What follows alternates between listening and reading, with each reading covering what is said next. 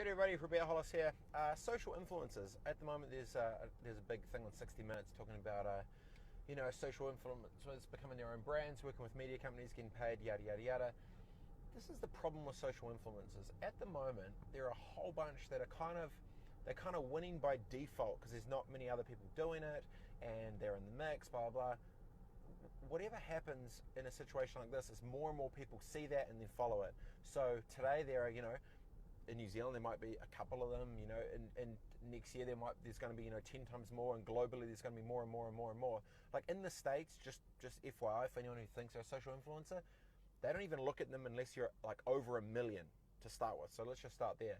But what I find important or interesting was the guys that are currently winning by default, potentially locally and some internationally. When more and more people do it, and if there's 100 different people all have over 1 million likes, how does a brand decide who to go with or who to align with?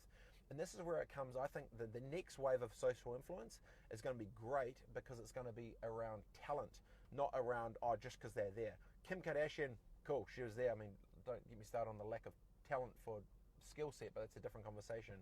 And actually the talent piece is really intriguing to me, because what's going to happen is at the moment there's a whole bunch of noise and a whole bunch of free shit going out and a whole bunch of hashtags and a whole bunch of VIP passes and all sorts of blah.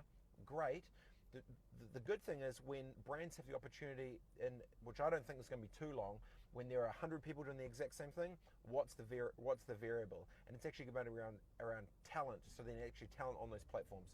So basically what I'm saying is, if you want to try and play the game around on social with influence and anything else, you need to have some clear talent that is going to be long lasting after your coolness fades. And the reality is, my question to you would be, if there are literally 1,000 people doing the same thing, what's your point of difference? Anyway, for a brand, figure out if they have talent or if they win by default. And if they win by default, gas them.